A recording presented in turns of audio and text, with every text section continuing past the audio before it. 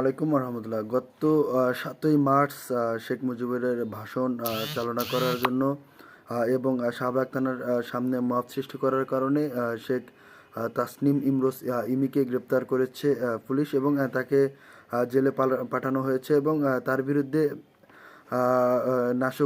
নাশকতার মামলায় তাকে জেলে ভরে দেওয়া হয়েছে এবং আমরা দেখেছি তিনি বেশ প্রায় মোটামুটি 2 মাসের মতো আসলে জেলে কারাবন্দী অবস্থায় আছে। তার অপরাধ তিনি শেখ মুজিবের ভাষণ পরিচালনা করছে এবং ঢাকা বিশ্ববিদ্যালয় ক্যাম্পাসে যে ছাত্রলীগের সদস্যরা ছিল তাদেরকে আসলে মোবিলাইজ করে আসলে তাদেরকে জনসম্মুখে তাদেরকে নিয়ে আসা হয়েছিল।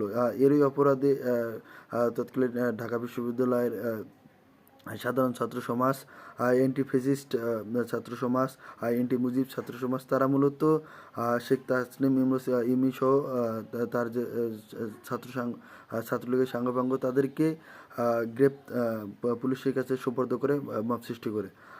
এটার ফলে তার যে অপরাধ সেটা আসলে কোনোভাবেই জাস্টিফাইড না 2 মাসের অধিক কারাবরণ করার জন্য। কিন্তু তবুও এই সরকার আসলে তাকে গ্রেপ্তার করেছে এবং তাকে হাজতে নিয়েছে। এটা অত্যন্ত দৃষ্টিকটু। যাই হোক, আইনের প্রতি শ্রদ্ধা রেখেই বলছি,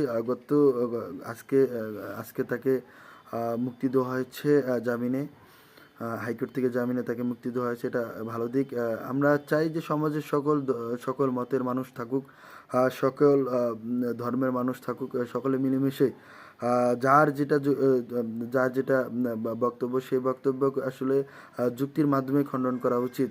কোনো মত সৃষ্টি করে কাউকে হেনস্থা করে আসলে কোনো মতকে দমিয়ে রাখা কোনোভাবে সম্ভব না। আমি ইমির পক্ষ নিয়ে বলছি না, কিন্তু ইমির যেটা অপরাধ সেটা কোনোভাবেই 2 মাস কারাবরণ করার মতো অপরাধ আসলে ইমি করেনি।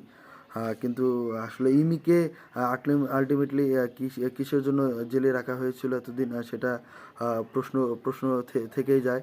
আমরা যদি একটু এইভাবে বিশ্লেষণ করি, ইমিকে মূলত জেলে ভরা হয়েছে তাকে একটি বড় ধরনের ফিগার হিসাবে প্রতিষ্ঠিত করার জন্য, এস্টাবলিশ করার জন্য।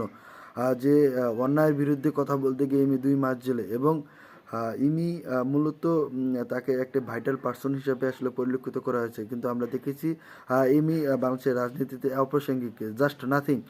তিনি ঢাকা বিশ্ববিদ্যালয়ের ভিপি পদপ্রার্থী হয়েছিল এবং 68টি ভোট পেয়েছিল।